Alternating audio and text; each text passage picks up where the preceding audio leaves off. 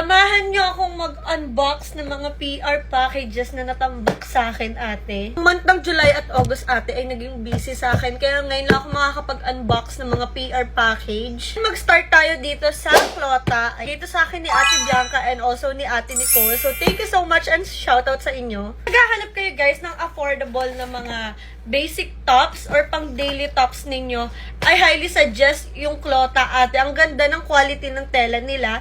At the same time, super affordable. And napakadami nito. Actually, meron pa tong iba kasi nagpunta ako sa warehouse nila.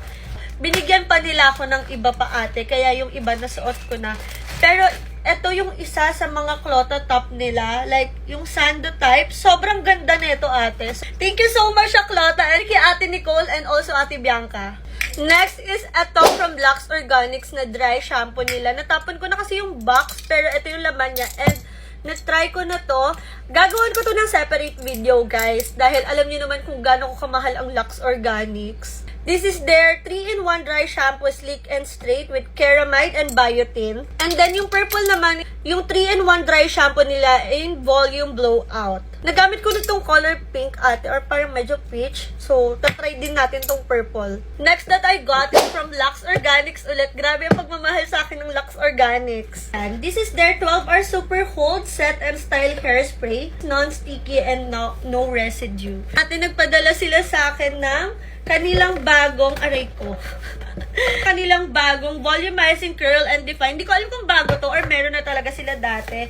And the other one is yung set and style hairspray nila. So, sakto, ate, kasi gusto ko mag-explore ng mga bagong hairstyle ngayon. Gagawan ko na lang dito ng separate video. And it comes with, ayan, alam niyo to, like yung parang pang heatless curl. So, ito-try din natin to. Thank you so much, Lux Organics. Grabe, mahal niyo ako. Naman, na-receive ko to sa mail kanina. This is from Lovely Cosmetics, I think. Nag-DM sila sa akin through IG. And, as you can see, ate, sobrang dami. Wait lang. And it comes also with a letter says, "Hi, love. Thank you for supporting us. Hope you love these products as much as I do. Lovely Cosmetics."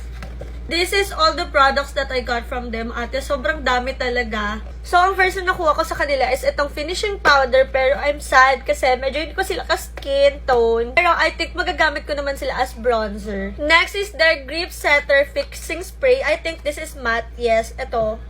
Super ganda ng packaging, ate. Next is Foreskin Illuminator. Excited na ako i-try to kasi ang dami kong nakikita ang gumagamit neto.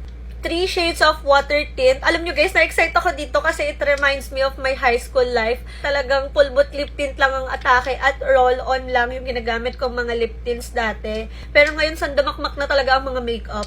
Ewan ko, parang ang nostalgic niya lang sa akin or parang OG tints yung mga gantong roll-on. Naalala ko pa dati, ayoko nagpapahiram ng mga roll-ons ko kasi 'di ba usually yung mga water tints dati, namamaho talaga especially kapag roll-on yung ginagamit mo. Next naman is their Liquid Flush Blush, ate. Ganito yung packaging niya, super sleek lang din at napakaganda kasi parang almost lahat ng packaging nila is metallic or gray and this is in the shade On Calls Please. Ang ganda ng shade niya. Excited na akong matry to sa mga makeup look ko. Dalawang glossy lip oil nila. Yung isa clear lang and I think ito yung shade ng isa which is in the shade. Anong shade to? Basta nasa loob. And din silang glimmer liquid eyeshadow. So, excited na rin ako i-try to. And lastly, guys, 9 shades of their high coverage concealer. Alam nyo ba, lagi ko itong nakikita sa mga influencer na napapanood ko. Sinasabi nilang maganda talaga, so itatry din natin. Let me know in the comment section kung gusto nyong gawan ko siya ng makeup look. Thank you so much sa mga brands na nagpapadala. Yun lang, guys. Bye! Love you all!